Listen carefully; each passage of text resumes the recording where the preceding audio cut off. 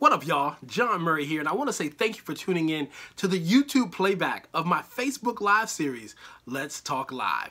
Now, because this version is not live, you won't be a part of the interactive conversation, so don't look for a shout out. You won't be getting one. However, enjoy the Hot Topics dialogue and follow me on Facebook at Jawn Murray World. That's JAWNMURRAY World, so that you can catch a live broadcast and be a part of the conversation. Now, let's join Let's Talk Live, already in progress. The AFCA Awards, I went out there with Nissan. Nissan was one of the presenting sponsors. They had their new 2019 Nissan Altima on the red carpet. There's a video on both this Facebook page and on my Instagram page. Make sure you check it out. I also have a recap of the event at alwaysalist.com. Make sure you go to alwaysalist.com. Great night, great event. One of the highlights was that they honored Quincy Jones, a legendary living legend. You know, the last time I was here, I was talking about his documentary on Netflix, Quincy, excuse me, and how great it was. Really enjoyed it. So yeah, yeah. So I took a photo with Quincy Jones. I actually walked up to him and I said, Quincy, you know you're a rock star when you almost died twice in your own documentary. He turned to me and he said, that's pretty badass, wasn't it?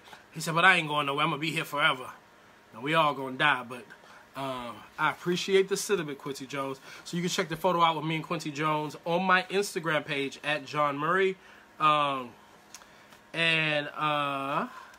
Yes, so while I was in LA, I also went past the, so thank you to Nissan. Thank you to the Alan Lewis Agency.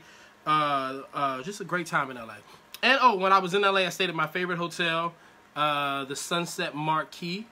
It's like a rock star hotel. This is the Rock Star Key.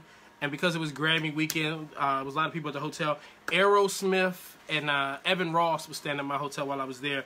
I only saw one of the members of Aerosmith. I did not see Steven Tyler, though I was looking for him. And then I ran into Evan Ross in the bar my very last night there. And then while I was also in LA, Rock Nation had a listening party for their new artist. She is from Amsterdam, but she's part half Curacao. She's half Dutch because she's from Curacao. Beautiful island, best kept secret in the Caribbean. But yeah, they had a listening party. Her name was Nicole Buss. She just think, Would You Be Mine? That's a little snippet of her song. Clever marketing. Thanks Rock Nation and Fairleigh McCaskill for having me come out for that. It was a great time. Also, one of the events I went to, they had in my gift bag the New York Times best-selling book by Ta-Nehisi Coates, Between the World and Me. I am going to gift that during this broadcast. I'm gonna come up with a way to give it away later in the broadcast, and I'll be sending this to one of you. And then while I was in LA, I also I was driving around in a Nissan Rogue Sport. That was my whip while I was in town. I posted about it on my Insta stories. But I got to go to one of my favorite places in LA, which is Amoeba Music. Listen, I'm a real music lover, and so I love music stores. I still will buy a physical copy of a CD.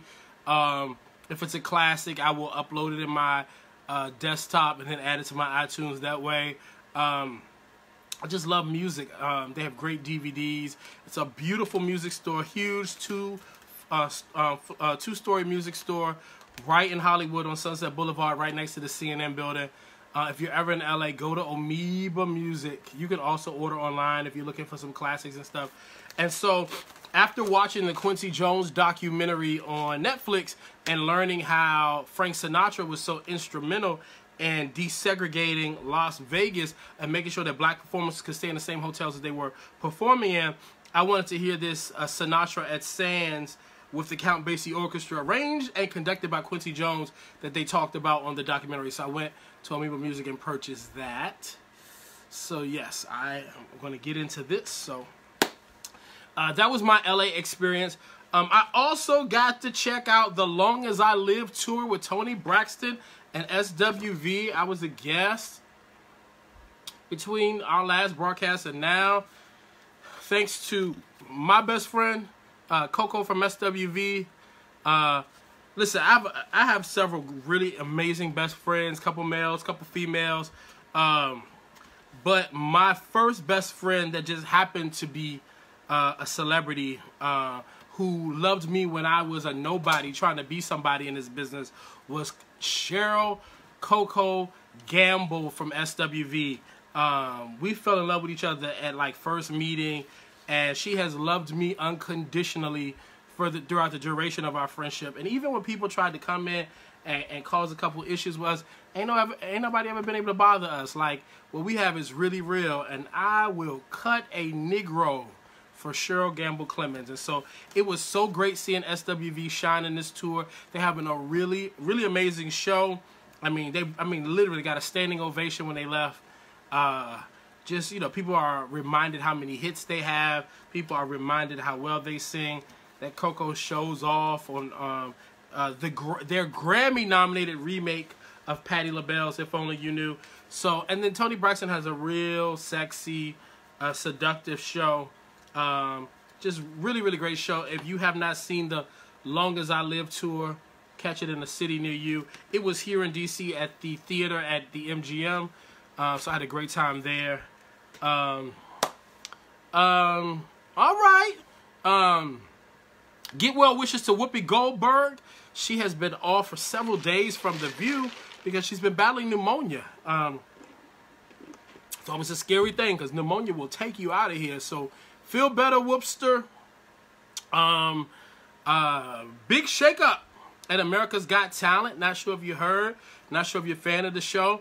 But Tyra Banks, she had announced like maybe a month ago that she was going to leave the show, that she was ready to do some other things. So replacing Tyra Banks as the host of the show is Terry Crews. I think that's an excellent choice for America's Got Talent. And then two of the judges are out, Heidi Klum and Mel B. I was surprised to hear about the shakeup to the judges. I thought both of them were really good, quite popular on the show. But Heidi Klum, you know, she has a new show on Amazon with Tim Gunn. And she's Heidi Klum. She gets paid to wear fancy dresses down the runways at award shows, down the red carpets at award shows, so she'll be fine. And then Mel B is actually about to go on tour with the Spice Girls. And listen, I don't care what anybody tells you. Artists can put out CDs, artists can do TV shows, artists can do a lot of things. But you make real money touring. And a Spice Girls European tour, that's cha-ching, cha-ching, cha-ching. They're going straight to the bank. So, and then I'll get to this in a second, but, you know, yesterday on the Wendy Williams show, my other best friend, Sherry Shepherd, was guest co-hosting, and she suggested something that I really agree with. You know, she said, you know, The Real hasn't replaced Tamar Braxton since she left the show. There's really an open fifth slot there, and Mel B always does really good when she fills in. So Mel B could be a really good addition to The Real. And listen, with her going through a divorce and custody battles and all the things that she's been through over the last year, ain't nobody gonna keep it realer than Mel B. So I don't know what they're doing over at Telepictures at Warner Brothers, the folks behind The Real, but y'all might want to holler at Mel B. And speaking of Sherry Shepherd, did you watch Sherry Shepherd on the Wendy Williams show? Did you see her guest hosting Monday and Tuesday? If you're following me on Instagram, or if you saw the photo I even posted here on Facebook yesterday, you saw I posted a photo with Sherry's outstanding PR representative, Simone Smalls. If you are a legitimate business owner, artist, somebody who got like real money, you might want to holler at Simone Smalls because she knows how to make magic happen. She's been an exceptional publicist for Sherry Shepherd, really navigating a lot of her PR and media strategy. And then her dynamic stylist, Kwame Waters. Some of you might have remembered Kwame from his appearances on The Real Housewives of Atlanta. He's best friends with Kandi Burruss and has styled Kandi and the ladies from Escape. And he worked on Queer Eye from the Straight Guy, the Netflix reboot. Really talented stylist who's living in Los Angeles now doing this thing. And he's just He has really done an exceptional job with Sherry. And, you know, I mean, Sherry's assisted Edie and just everybody around her who contributed to that week. I was there because I helped Sherry prep Hot Topics and work on some comedic material. Oh, shout out to the comic Yamanika Saunders. She helped as well. And listen, teamwork makes the dream work. And we all came together so that Sherry could shine. And in the words of Rihanna, she shined bright like a diamond. She was exceptional on the show. It was so great to see her there. Just really proud of her. And hopefully, you know, while Wendy is, you know, getting better and going through her process, maybe they'll call her back in. So, yeah. If you're just joining our conversation, if you got here a little later or whatever, make sure you hit the share button. Let folks know we're here having a dialogue. Also, make sure you follow me on my YouTube channel. Go hit the subscribe button at Jawn Murray, Jawn Murray. And again, follow me on Instagram. Same thing, Jawn Murray, Jawn Murray. All right, let's get into some of the meatier topics. And if you got some questions, save your questions because I can't read the comment section and kind of, you know, stay focused too. So I'm going to try to get to as many of your questions as you can, but wait till I ask for your questions. And when I ask for your questions, try to pose them like you're on Jeopardy in the form of a question with who, what, when, where, and why. I do better if you give me full statements and not fragments because it's hard to read your mind. So, all right, it's February. It's Black History Month. And listen, I feel like an episode of the Netflix show, Dear White People, because I love white people. God knows I do.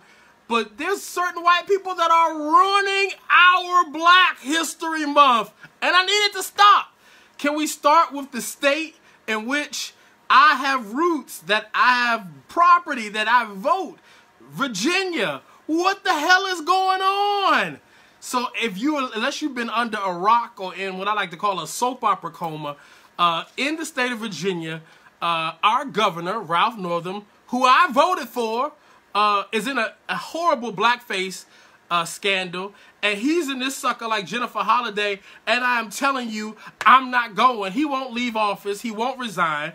So these racist pics from his med school yearbook come out, where he's either in blackface or in the Ku Klux Klan outfit, but he said he don't remember. I would remember if that's me in that photo. It's not me. After first apologizing and acknowledging that it was him, then he got a black friend on TV, I mean, looking like Miss Jane Pittman, defending him. It's all too much. But not only did he appear in the racist blackface photos, but he admitted in the press conference that he once did blackface when he dressed up as Michael Jackson and he learned to do the moonwalk.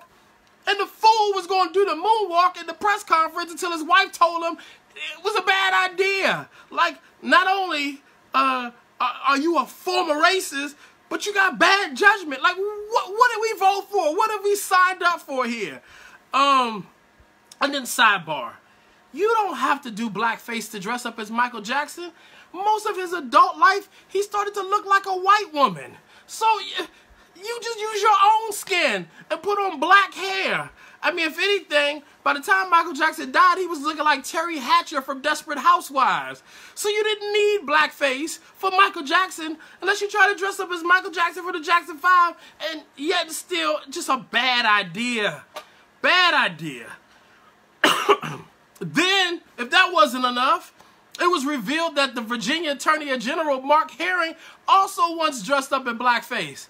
So are all the white people in Virginia using blackface? Like, what's happening here? Is it like a rites of passage? Like, I know most 15, 16-year-old Jewish boys have bar mitzvahs. Is every teenage, college age, medical school age white guy in Virginia going through a blackface party? Like, what the hell is happening? And then, okay, so there's the political aspect of it. But then, my favorite designer, my design label of choice, Gucci. I ain't wearing my rings tonight. Gucci had to pull a sweater that depicted blackface. They apologized. You know, T.I. mad. People calling for a boycott. Don't wear your Gucci. Don't buy your Gucci. You know, don't shop in Gucci. Then you got people like Floyd Mayweather and the other athletes telling TMZ, I don't care, I'm still supporting Gucci. We don't care. Floyd Mayweather was at the Trump inauguration. Do we really care what Floyd Mayweather says about anything?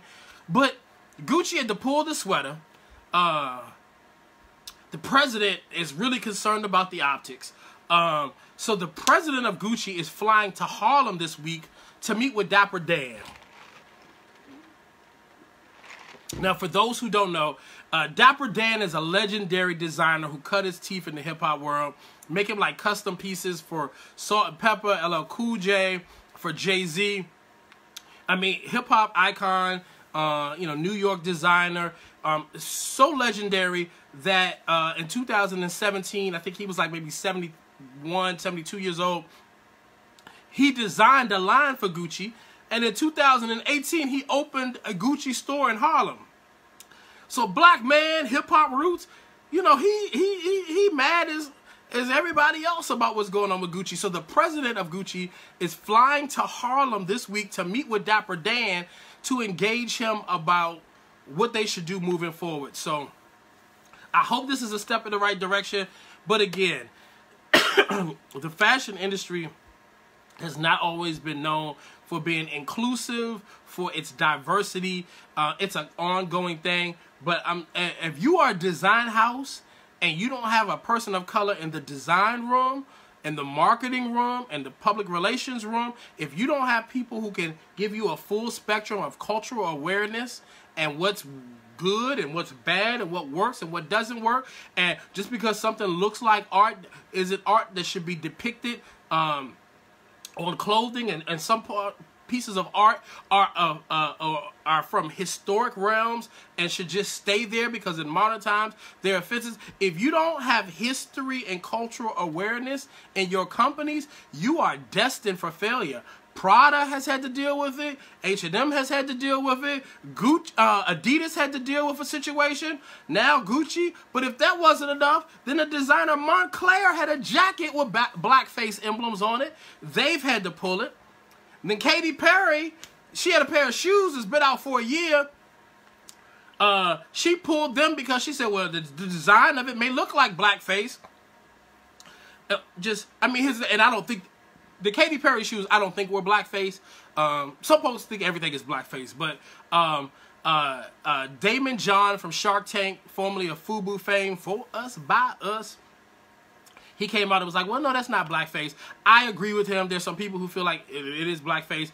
At the end of the day, they did the shoes in beige too. But it just, nonetheless, it's just too much blackface going on, people. We got to stop it. Diversity, inclusion, or your brand is going to suffer. It's just really that simple. If you don't have it, you better get it. And there's lots of great people of color out here with their own brands you could partner with. I mean, I look at a brand like Louis Vuitton that brought on a black head designer, and how, then they launched the Fenty line with Rihanna. They're just winning. So, I don't know. You better get with the times, fashion world, because otherwise you're going to get out of business real soon. And speaking of out of touch, can we talk about the Grammys? So, the Grammys had Jennifer Lopez do that Motown tribute. And here's the thing. I just did a whole conversation where I said I'm an advocate for diversity and inclusion. And I stand by that. And I know the Motown music has resonated with people from all walks of life. Black, white, Latin, international. Motown was it was America's music. It just crossed racial barriers. It helped heal the land. It helped advocate and advance the civil rights movement. And so I know J.Lo was impacted by the Motown era, and that music was important to her. However, choosing J.Lo to lead a Motown tribute was just bad on many levels. And I don't care what Smokey Robinson has to say. It was bad. Smokey Robinson gave a quote to TMZ saying anybody who had a problem with J.Lo doing the Motown tribute isn't a smart person, or something along those lines. First of all, don't go around throwing insults, Smokey, because I love you, I respect you, but I could say an 80-year-old man whose face looked like it melted in a wax museum would just be excited to be on stage performing with J.Lo. So let's not throw insults around, because I have a problem with J.Lo performing, and I'm a very smart person. So let's be easy on the insults, Smokey, because they can come in both directions. But you know, in Motown's heyday, there was no lip syncing. There was no Pro Tools, which is a program where people edit your vocals to make them sound good. There was no voice tracking where you pre-recorded your voice and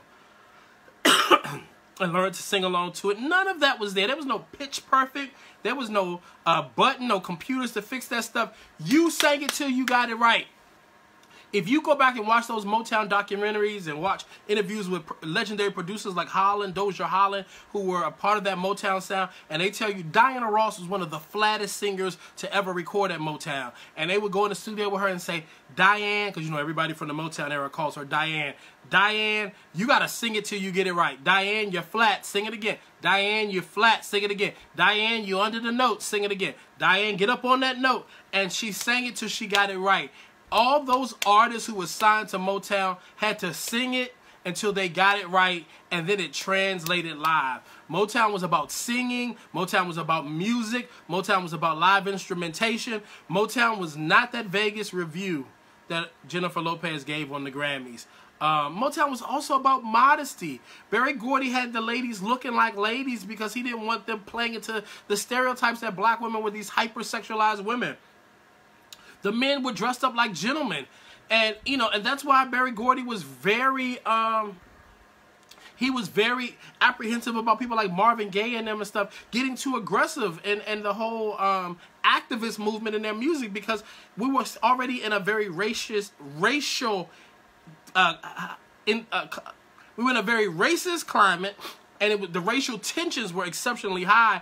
And Berry Gordy knew that if the men were gentlemen and if they were presented well in suits and stuff like that, it would begin to disarm the challenges that they were already working against. They wouldn't be as threatening to the consumer. So, you know, in addition to it just being a missed opportunity for the likes of Layla Hathaway, who was nominated and has won multiple Grammys, for P.J. Morton, who's been nominated for multiple Grammys and finally won one this year at the Grammys, for Ledisi, who's like a 10-time Grammy nominee, for Luke James, who's been nominated for Grammy, for any and every other super soul R&B singer who has benefited and been blessed by the sacrifice, the tears, the sweat, the walking through the kitchens, the ducking in the back of trucks when people fire guns in the South, for them having to play the chitlin circuit, for everything that the Motown artists went through to open doors for these young, fresh, Grammy-nominated and winning artists.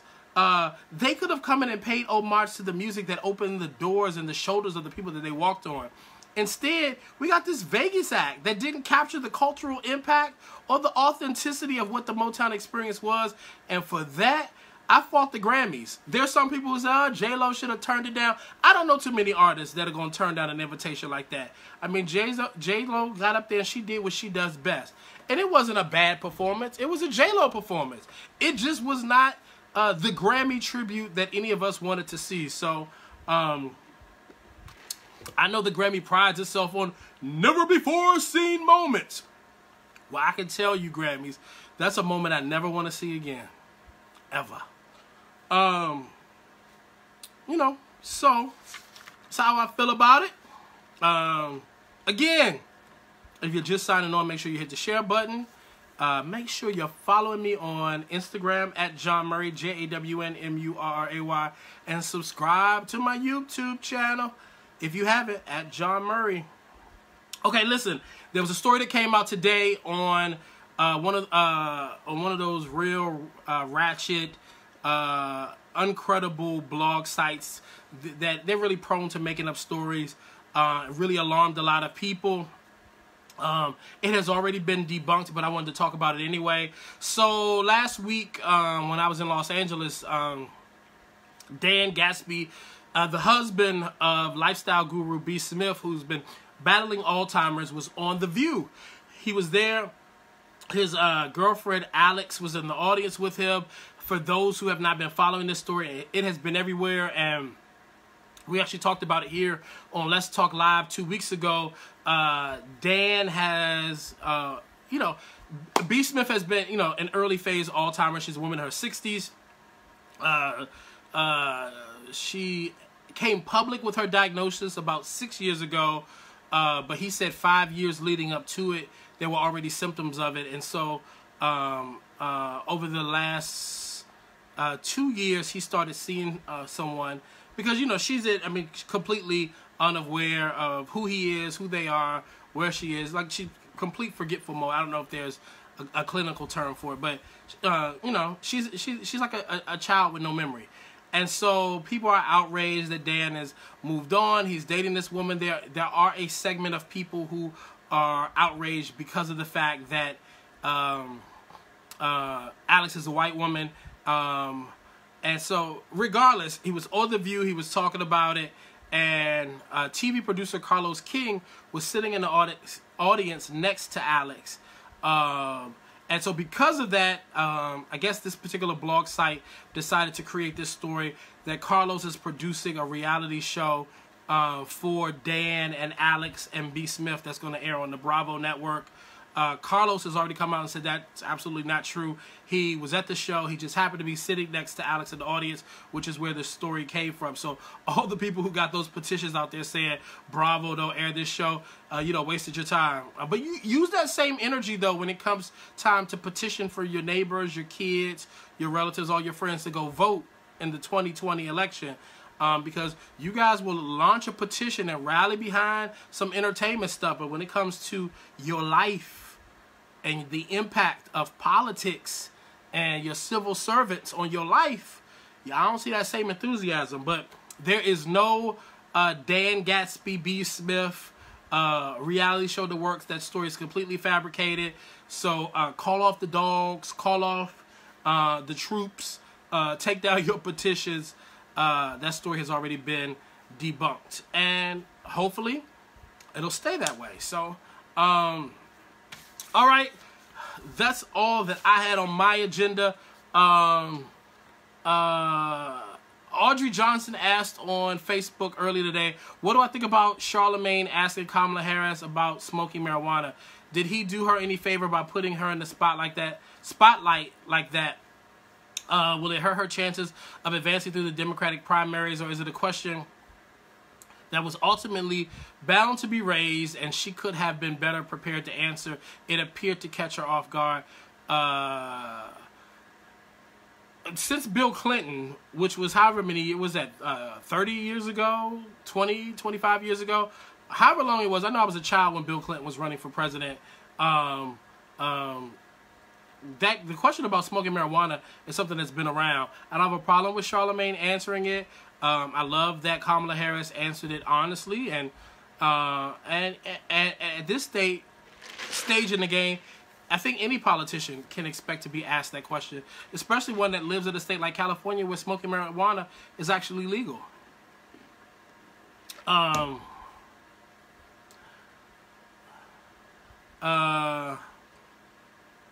So Daphne Danielle asked the question about B. Smith's husband. She said, can we discuss B. Smith's trifling ass husband and his pending reality show? Can someone go and get Auntie? So again, there's no reality show. And you know what? I'm going to be honest with you. I said a little bit about this last time. I was at a dinner party in L.A. where this was a topic. And I was surprised because at dinner there was several other people who kind of shared my sentiments. You know, Sunny Hostin on The View shared a story about how her grandfather left her mother when she got her Alzheimer's diagnosis. And so Sunny and her mother ended up having to take and move her grandmother into Sunny's house and take care of her because her grandfather abandoned her grandmother. And you'd be surprised at how often that is the norm in these situations. I don't have a problem with, you know, I was trying to wrestle with how I felt about the Dan Gatsby, B. Smith thing. I don't have a problem with Dan Gatsby moving on with his life. B. Smith is unaware of what's going on.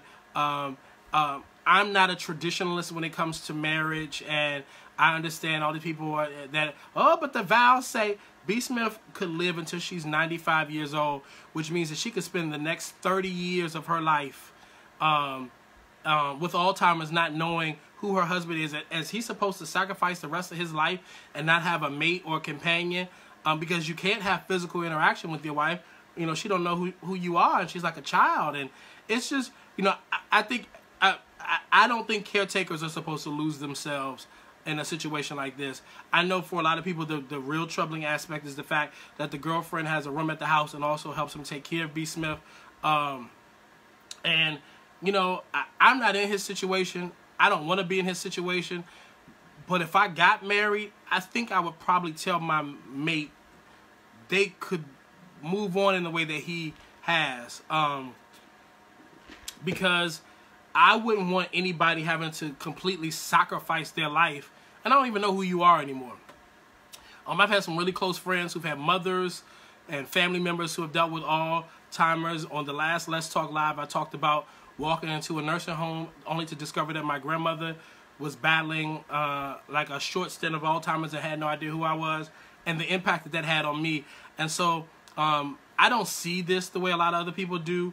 I think the thing that was bad about what Dan Gatsby did was his approach. I mean, he's taken a lighter, more delicate approach to the situation now, but initially it was a very aggressive, like, I moved on with my life. If you don't like my girlfriend, F you kind of thing. And I think that put a lot of people on the defensive. But I think it's really easy to judge a situation when you're not in it.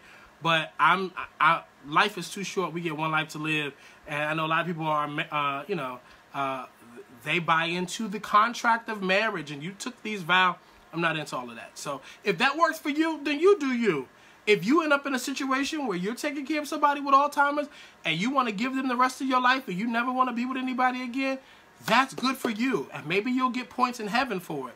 But here on earth, I think life is for the living. And you have to live your best life. And I applaud Dan for not dropping her off at a nursing home, for not leaving her like a lot of men do. And oh, by the way, this ain't about money or anything like that, because Dan and B built an empire together. He's tied to a lot of her business affairs and her financial affairs. So he's going to be financially set one way or the other. So it has nothing to do with keeping her there. He could nicely put her in a home and she could be in a nursing home or something like that. He still is going to get everything that he's already entitled to. So, you know, I know folks is worked up. I don't share the popular sentiment on this one. I'm more of a practical person when it comes to certain things. So that's how I feel about that. The other questions were also about, excuse me, B. Smith and Dan, and that's about it. So, all right, and that's all I got to say about it. I'm not getting into the gossip stories, the innuendo, any of that other stuff. That's my point of view. That's how I'm sticking to it. But if you have another point of view, put the emoji with the hand like this in it. And we'll put you on video and you can share your point of view. I'm not saying that my point of view is how everybody should feel, but I'm just telling you how I would feel. And if I was married and had a mate, that's exactly how I would want my mate to move on. So, you know, it is what it is. And Diane Stozier said he should have never put his business out there for everybody. Well, unfortunately, he didn't have a choice in the matter. Because if you come around them, if you see them in public, you see there's 3 people. And so, you know, it's just one of the things that people were going to know. I think the presentation of how he shared it was an issue. But I don't think the sharing is a problem. You know, if it was one of those things that if he didn't share the story, then the tabloids would have shared the story. Either way, you was never going to appease anybody. So, again, pray that nobody that you're in a relationship with or nobody in your household gets Alzheimer's. And pray that you can live up to the standard that you've set for other people. And that's how I challenge everybody. If you can live up to the standard you set for other people, then you better pray that life never gives you what somebody else is dealing with. So,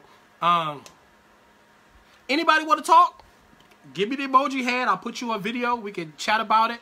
If you have other questions, list your questions here, and I'll try my best to answer some of them.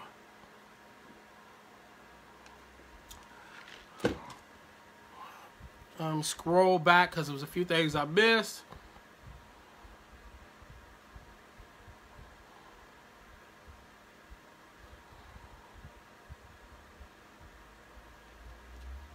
Oh, who raised their hand? I saw a hand.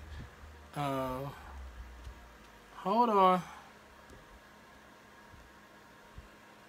Oh, Thomas. Okay, let me see if I can get you on. Oh, Thomas, Hulk Hogan, you don't have the video option. So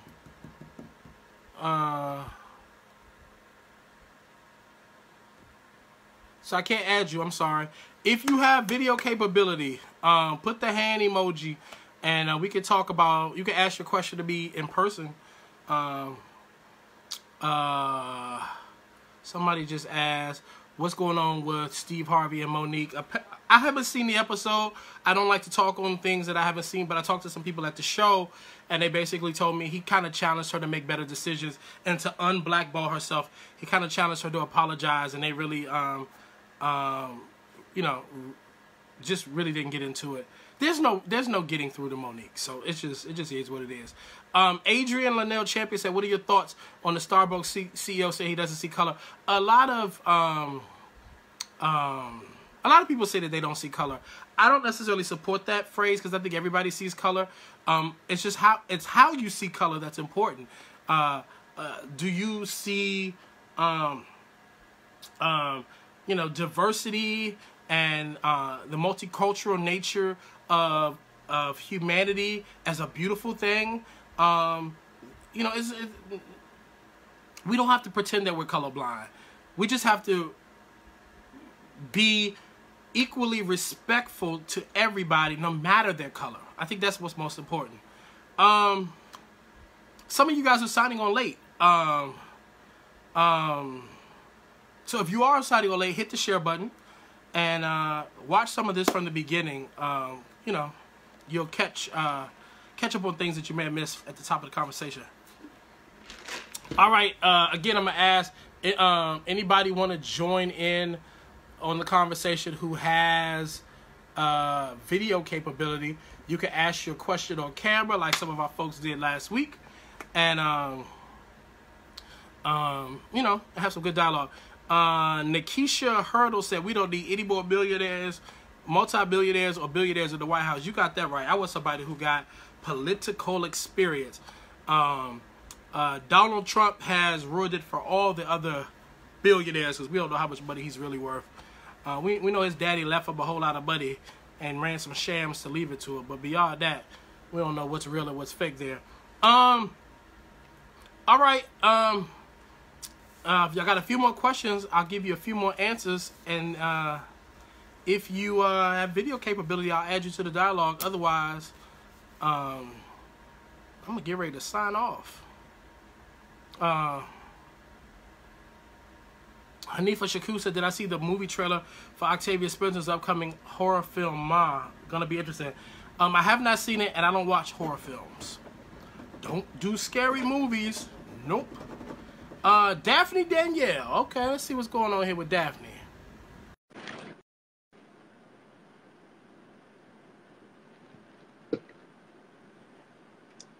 All right, it's trying to add you, Daphne. Hello, Ebony Thunderberg. Sorry, got tongue-tied. Ebony.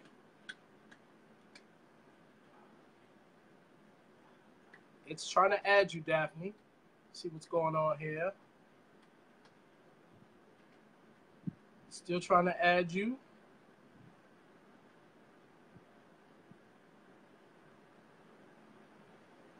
Thank you to everybody who joined us late tonight. Again, I know I've been threatening forever, but I'm really moving this over to YouTube really soon. So make sure you have subscribed to my YouTube channel, Jawn Murray, JAWN MURRAY. Daphne, I'm going to stop this and try to add you one more time. It didn't add the first time. Let's see what happens. Second time. Oh, wow. Elaine Deborah, Michigan is here from Vienna, Austria. Tony Street, you do have a camera. Hello, it's Daphne, right? Hi, it is Daphne. Hi, Juan. How are you? It's actually John. Now you've been listening to me John, oh talk my gosh, the look at whole. that. You have made me Spanish. Who are you, Donald Trump? What? Please forgive me. I just read your stuff. I've never seen or done anything live. So this is like my first time. I'm Welcome. looking at Listen. my face. I'm So, like, Jesus, what's happening? so I'm, So so I'm, so I'm taking your live virginity tonight, huh? I am, you took it. Put me Where are on you your based? bedpost, baby. Now, So where are you based? I am based out of Youngstown, Ohio. Youngstown. Ooh, home of Yeah. Omarosa. Oh She's my a God. hometown I just, girl. wait a minute. Don't tell me that. I just moved here a couple of months ago. So don't play. Don't tell me. That's her hometown. Don't She's a say. proud I thought she was Youngstown, from, Ohio girl. I thought she was from Mississippi. Omarosa is from Youngstown, Ohio. Ooh, I'm gonna move back to Pittsburgh. You know, so you're from Pittsburgh? No, I'm gonna tell you all. Since you're asking, I'm You originally from must be in the Montgomery, military because you're Alabama. from a lot of places now. I know. Let's just. I'm seasoned. I'm seasoned. So I'm originally from Montgomery, Alabama, and I Okay, moved to I like Pittsburgh. Montgomery. I do too, actually. It's grown so much. Like it really has. So, huge shout out to everybody who's doing work down there in order to make it like a place to go visit. It's become very enjoyable when I go back with my kids just to see how much the city has developed. Like it really is a good place. I've done the drive from Atlanta to Montgomery twice. It's a beautiful drive. It is on 85. How fast do you go? I can't tell. I can't tell. Pushing it down 85. Okay. Yep. I hope you stop in between like Auburn, Tuskegee. Like, yeah, stop in I just Tuskegee. go.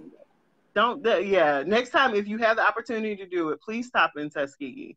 So the history is great. So, So so what you want to talk about tonight, John, Daphne? this is what. So I like hit and miss watch stuff on social media, and I appreciate you responding to the B Smith and clearing up stuff because like you see it and you're just like, what are you doing? Like that doesn't make any sense.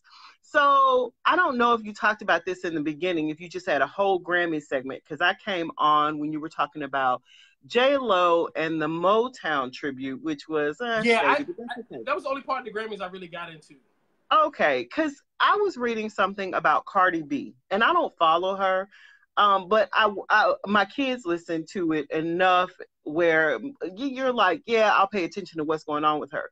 But I'm curious as to your thoughts on her going dark off of Instagram because of all of the negative energy that she received after the Grammys. And I'm sure, because of her personality and because of, the type of stuff that she deals in, it's not something unusual to her. So I'm curious as to your thoughts as to why she would do that after that moment Well, when she really could have I said think she was really overwhelmed by the negative attention that was coming after the Grammys. And here's the thing. That's the gift and the curse of social media. Like, right. social media really helps elevate a lot of these people. You can make a lot of money from it. It really helps you bolster your platform. You can talk directly to your fans.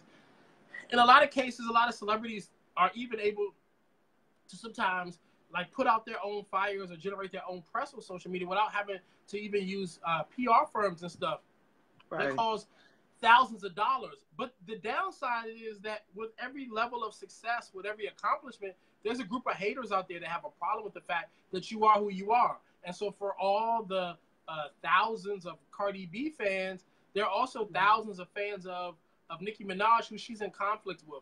And so what happens is all those miserable people, those thumb thugs, those social media trolls, they get on your page and they talk so crazy. And I believe that every celebrity, particularly somebody of Cardi B's caliber, who's generating millions of dollars, they should have somebody that works their social media. And Right. when you go through situations like when you're getting a lot of negative backlash and a lot of fallout from your good endeavors and your Right. historic accomplishments, you should have somebody who just turns off your comments and just allows you to focus on the moment. Mhm. Some of that comes with maturity and growth. I think if Cardi was maybe 10 years older, because she's only like in her early 20s, you know what I'm saying? this is a lot on her. It's overwhelming. You know, she done been through a marriage and almost divorced. She done had a baby. She done broke some music records. Like, she is being thrust with an overwhelming amount of success at once. And emotionally, I don't necessarily think she's in the capacity to be able to process it all. And so this is when you keep a good team around you. This is when you have somebody that helps manage your social media. And, you know, we've seen it with so many people. They get so mad at social media. I'm quitting social media. She'll be back. They'll all come back. Right. Like it's food for her. Like, essentially it's food for a lot of people. And it's where they either get their energy from, where they find their fan base or their haters or whatever it is. But I thought it was interesting because at that, I was just thinking, you know, this is your time to thrive, and anything that you have to say or to sort of kind of validate what you have going on. Like, you are pushing the limits and you are making major things happen when people said you couldn't make it happen. So, like you said, like, haters, those who don't agree with you or those who don't like you will be there, but you keep pressing forth. And, you know, in my mind, let me tell you, if I was in Cardi's life, I would give them that old school advice that my mother and people around me gave me. You never let them see you sweat. You know, that's what I'm saying. You never let the folks. I mean, the people win when they know they've upset you so much that you're leaving social media and your Grammy wins have been compromised based on their actions. So, you know, I just would have handled things differently. But a lot of times, you know, social media also plays into the worst aspects of people's impulses. They don't know how to take a beat before they respond. They just hit live or just hit send, and they just go nuts. And so hopefully this will be not only just a learning lesson for her, but one for everybody else too. My nose is itching, and I hope folks don't think I have like a cocaine problem or nothing, because I ain't even, unlike Kamala Harris, I ain't never even gotten high before. But now I'm scratching my nose. Okay. And my nose all of a sudden just started acting up. Well, take care of yourself. You don't have a cold? Take care of yourself. I'm in the last, like, I had a really bad, when I was in LA, I had a really bad cold. Like, usually when I'm in LA, I rip and I run. I see my friends when I'm not working. I go to all my favorite restaurants. I spent a lot of time chilling in the bed while I was in LA. And same thing when I was in New York with Sherry, when helping her do Wendy. I didn't really see anybody, so when we weren't at the Wendy show, looks good. She looks good, right? She's like a couple 100 days off of sugar. Oh my God! Keto diet. When I saw her, I was like, I'm about to do it. I went on it. When I saw a picture of her, I was like, oh my gosh, she looks amazing. And then I started reading. Yeah, she looks good. She looks very good. Yeah, I can't do what she's doing. I tried to do, let me try. I wonder if the book is near me. Which one? When I was trying to get my weight down, I used Dr. Rose Plan, the Final 15. Who is that? Hold on. I'm in my 40s, baby. Come on, put it up. Pull it up. I need to see the bottom. Okay, I got you. Okay. All right. So it was this for me was a more practical plan because it had you can eat a little bit of everything, and it's about taking healthier choices and some substitutions, but it's not as restrictive for me. See, Sherry is a little bit more of an extremist. So for her, Sherry really only eats, I mean, like, it's just strict keto. Like for breakfast and stuff, like she'll have, I think, like almonds and like eggs and bacon. Yeah, that's about right. And then every night for dinner, she's having like steak and Brussels sprouts. Yep. See, I can't eat the same thing every day. I'd be bored. That would make me go. That would make me go get a chocolate shake. You know what I'm saying? So you know, but it's working for her. She feels good. You know, somebody said I need a Kleenex. My nose isn't running; it just itches. So that's why I keep going like this. Daphne, thank you so much for hanging out with me a little bit. Jawn! Oh my God, Jawn! I keep calling you Juan because I have it in my head. So no hablo española over here. Sí, señor. Thank you so much, Jawn. I appreciate it. Have a great night. Appreciate you hanging out with me too. No problem. Have a good night. All right. We've had a good night. I appreciate y'all. Hey, next week I'm gonna try to do one of these. I'm gonna try to have a special guest come and drop in. A friend of mine has a book out. I've been telling her I'm gonna have her on, so we're gonna see if we can figure that out. I love y'all. I appreciate y'all. You've given me an hour and 5 minutes, and it's more than enough time. So Y'all have a good night, and we'll talk real soon. All right, peace.